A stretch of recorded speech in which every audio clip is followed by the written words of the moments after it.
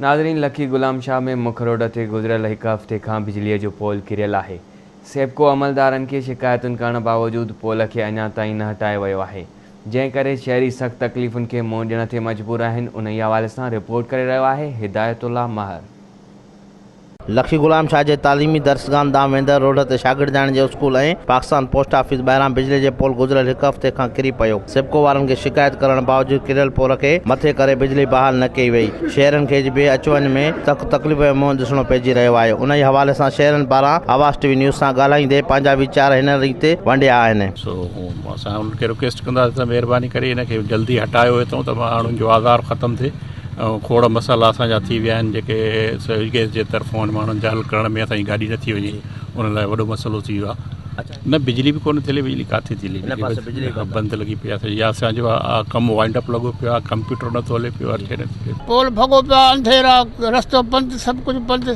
बाबा सॼो ॾींहुं हितां लंघण जे लाइ रस्तो न आहे, बिजली न आहे, तंहिंखां पोइ को पाणी या हुयो सहूलियत न आहे। ॿारनि जो स्कूल आहे, झट खां मोकल थींदी, ॿार गाॾियूं कल्ह बि हिते ट्रकियूं अची बीह थियूं रहनि, रस्तो बि न आहे, बिजली बि न आहे। शहर में 8 ॾींहं थिया आहिनि बिजली बंदि आहे, कमकार हर शइ बंदि लॻी पई आहे। माना कोई बि लखीअ माना मालिक न आहे, कोई तवजो न आहे। हेॾो प्राइमरी स्कूल आहे, हेॾो गर्ल्स स्कूल आहे, ॿार बच्चा अचनि था, 2 अस्पताल थी लॻनि, मरीज़ बि परेशान आहिनि, हर माण्हू परेशान लॻो पियो आहे। पर शहरी जे हिसाब सां बि को माण्हू ताउन करे त थी वञे कबियो अञा बहितर आहे। हर शइ बंदि लॻी पई आहे, सम्झो न बिजली न लटा इस्त्री था थियनि, न को सही माना में गैस थो अचे, न छा इन मसइले सां इहो ई मसइलो थियो। पोल खे हफ़्तो खनि थी वियो आहे, उनजे भरिसां ई असांजे गर्ल्स स्कूल आहिनि 2 असां वटि, उनखां पोइ प्राइमरी स्कूल आहे, उनखां पोइ असां वटि सरकारी इदारा आहिनि, उनखां पोइ ॿार बच्चा जेके बि अचनि पिया उन्हनि खे इंतिहाई हिकिड़ी तकलीफ़ आहे।